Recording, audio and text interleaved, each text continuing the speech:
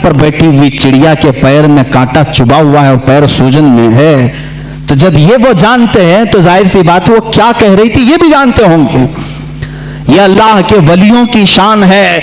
रब तबारक व तआला अंबिया इकराम अलैहिमुस्सलाम के सदक़े औलिया को करामतों से नवाज़ता है। वो दिलों के हालात से बाखबर होते हैं, जानवरों की बोलियां सुन। ये और बात है कि हम कह रहे हैं सैयद इस्माइल मक्की रहमतुल्लाहि तआला अलैह, जो मक्का मुकर्रमा के बड़े पाए के बुजुर्ग आलिम दीन हैं, खुद फरमाते हैं हरम पाक में कबूतर बहुत सारे आज भी उस वक्त भी थे। एक दीवार थी वहां पर मक्तबा जो मस्जिद हरम का है, उस पर कबूतर बैठते थे। जो वहां आकर के नीचे बैठता उस पर कचरे गिराते थे, जो भी बैठता था कचरे गिराते रहते थे। जितनी देर बैठता था वो कुछ ना कुछ उस पर गिराते रहते थे। आला हज़रत रहमतुल्लाहि तआला अलैह खुद ये वाक़या बयान करते हैं, जब मैं हरम पाक हाजिर हुआ तो बुखार मुझे आ गया। तो बुखार बहुत ज्यादा हुआ तो अल्लामा सैयद इस्माइल मक्की रहमतुल्लाहि तआला अलैह, जो बड़ी ताजीम करते थे, आला हज़रत को चारपाई बिछाकर उसी दीवार के पास लगा दिया जहां वो कबूतर बैठते थे कमरे के अंदर। वहां कोई जल्दी बैठते नहीं थे, जो बैठे उस पर कचरा गिरे।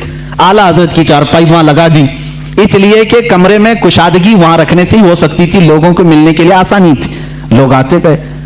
आला हज़रत फरमाते हैं वो दोनों कबूतर वहां से उठे और सामने की तरफ गए, दूसरी तरफ जो लोग बैठे थे उन पर गिराते रहे।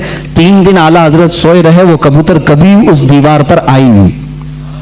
ये बात मौलाना अल्लामा सैयद इस्माइल मक्की रहमतुल्लाह अलैह, मक्का के बड़े आलिम दीन, उन्होंने मुस्कुरा करके कहा अहमद रजा आपका तो हरम के कबूतर भी अदब कर रहे हैं।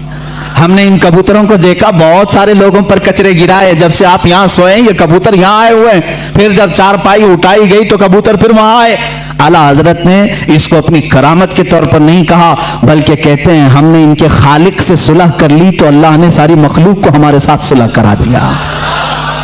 जो अल्लाह से सुलह कर लेता है, जो अल्लाह का हो जाता है, अल्लाह की कायनात उसकी हो जाती है।